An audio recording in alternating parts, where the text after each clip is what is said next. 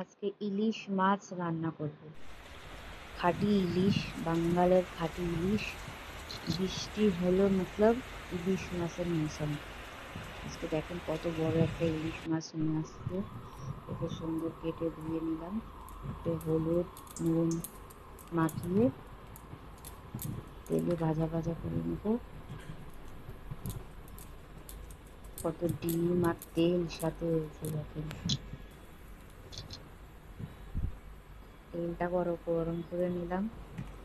এক এক করে মাছগুলো ভেজে নিলাম।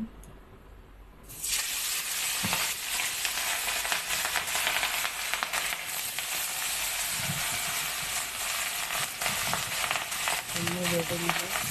ইলিশ মাছ সুন্দর বাইরে বিক্রি হবে।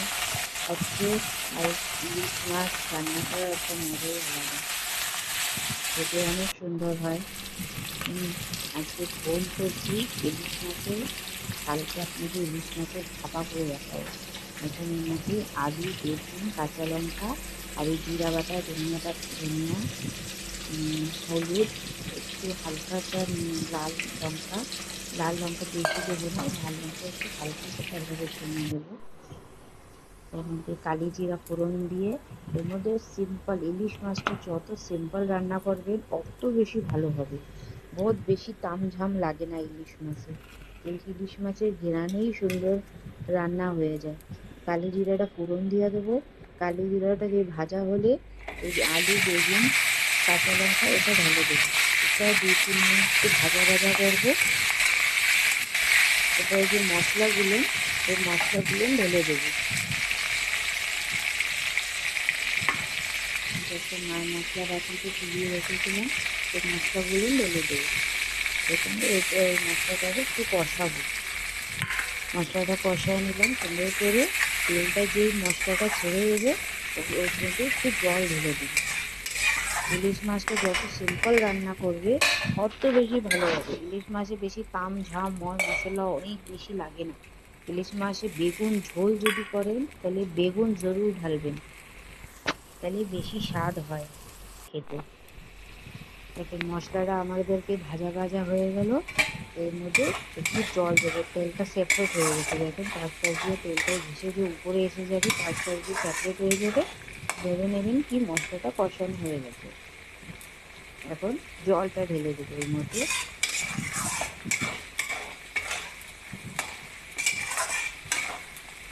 বেগুনটা অনেক বেশি গলাবেন না, এই জন্য ভাজার সময় অল্পই ভাজবেন, বেশি ভাজবেন না।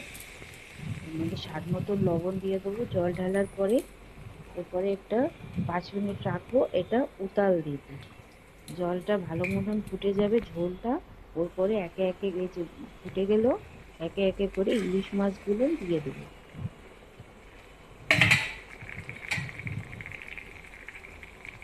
একে একে করে ইলিশ মাছগুলো দিয়ে দেবো সুন্দর করে। ধীরে ধীরে এটা একদম ধিমা আঁচ করে এটা ফুটাবো। এখন ইলিশ মাছগুলো একে একে করে দিয়ে দিচ্ছি। এখন ধিমা আছে এটা ফুটাবো। কমসে কম 15-20 মিনিট এটা ধীরে ধীরে ফুটাবো। এটা একটু পাতলা ঝোলই থাকে, এর জন্য জলের মাত্রাটা একটু বেশি দেন, তাকে একটু ধিমে আঁচে অনেক টাইম ফুটুক আর ঝোলটা ভালো মতন জাল পাও। দেখেন কি সুন্দর ঝোলটা জাল পেয়ে গেছে আর কি সুন্দর আমাদের তৈরি হয়ে গেছে ইলিশ মাছ।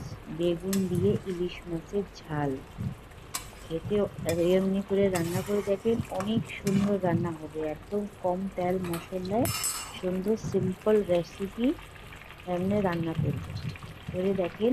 আর কিছু ধনিয়া পাতা বগেরা কিচ্ছু ঢালবেন না, এমনিও রান্না করে দেখেন গরম গরম ভাতের সাথে সুন্দর লাগবে খেতে।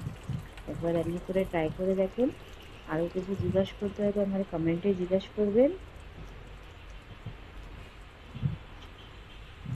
দেখেন কত সুন্দর তেল।